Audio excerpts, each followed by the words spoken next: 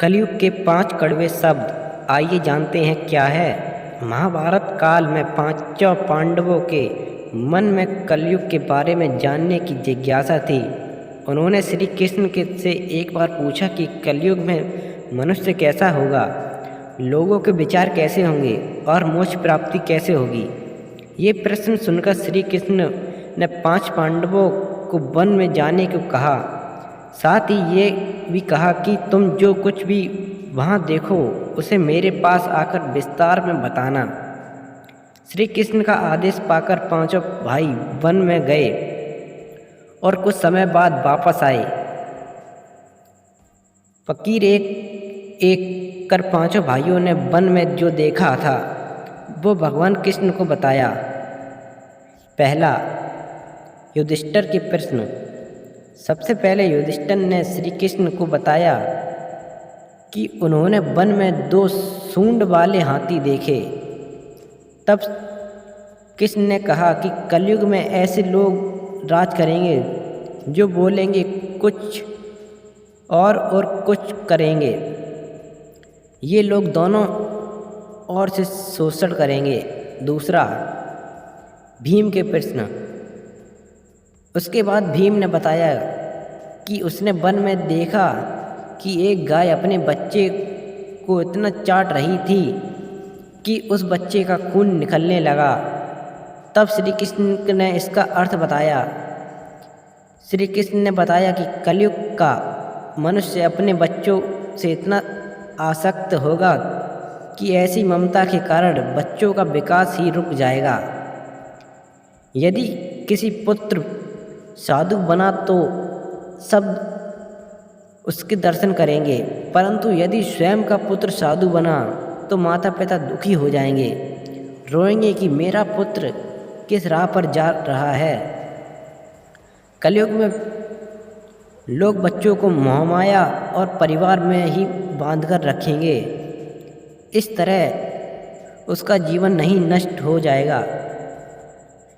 फिर कृष्ण ने कहा कि तुम्हारे पुत्र तुम्हारे नहीं बल्कि तुम्हारी पत्नियों का अमानत हैं और पुत्रियां तुम्हारी अमानत हैं। यह शरीर मृत्यु की अमानत है और आत्मा परमात्मा की अमानत है। तीसरा, अर्जुन के प्रश्न। इसी तरह भीमसेन के बाद अर्जुन ने बताया कि उसने एक पक्षी को देखा जिसके पंख पर वेद की ऋचाई लिखी हुई थी, परंतु एक मनुष्य का मांस कर रहा था। यह देखकर मैं हैरान हो गया। तब श्री कृष्ण ने बताया कि कलयुग में ऐसे लोग होंगे जिन्हें विद्वान कहा जाएगा, किंतु उनकी मंशा यही होगी कि किसी की जल्दी मृत्यु हो जिससे उसकी संपत्ति को अपना लिया जाए। व्यक्ति का ओहदा चाहे कितना भी बड़ा क्यों ना हो, किंतु उसकी दृष्टि दूसरों की संपत्ति पर ही रहेगी। ऐसे लोग बहुत होंगे जो दूसरे के धन को छीनने को आतुर होंगे। वास्तव में संत तो कोई ही होगा। चौथा, नकुल के प्रश्न। अर्जुन के बाद नकुल ने श्री कृष्ण को वन के बारे में बताया। नकुल ने कहा कि मैंने देखा कि एक भारी चट्टान पर्वत से घिरी और बड़े बड़े पत्थर वृक्ष पर उसे रोक नहीं पाए, परंतु एक छोटे से पौधे से टकराकर वह चट्टान वहीं रुक गई।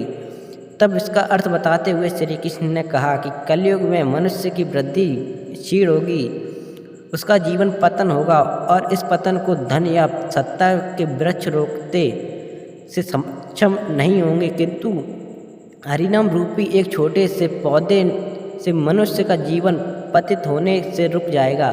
हरि कीर्तन से मनुष्य की वृद्धि प्रबल होगी। पांचवा, सहदेव के प्रश्न। अपने चारों भाइयों की तरह सहदेव ने भी भगवान श्री कृष्ण से वन की बात बताई। सहदेव ने बताया कि उसने वन में अनेकों कुएं देखे जिसमें केवल एक बीच का कुआं खाली था जो कि सबसे गहरा था। कृष्ण ने सहदेव को इसका अर्थ बताते हुए कहा कि कलयुग में धनी व्यक्ति अपने शौक के लिए पुत्री विवाह के शर्तों को बहुतायत धन खर्च करेंगे, परंतु यदि किसी भूखे को देखकर उसकी सहायता करने की कोई रुचि नहीं होगी, इंद्रियों की संतुष्टि, मदिरापान, मांस, भक्षण और व्यसन धन खर्च किया जाएगा। जो लोग ऐसी आदतों से दूर रहे होंगे उन पर कलयुग का नहीं बल्कि परंपरा का प्रभाव होगा। दोस्तों, ये है कलयुग के 5 कड़वे सत्य। आपको हमारी वीडियो कैसी लगी कमेंट में ज़रूर बताएं और वीडियो शेयर करें अपने दोस्तों में। मिलते हैं दोस्तों अगली वीडियो में, तब तक आप अपना ख्याल रखिएगा। धन्यवाद।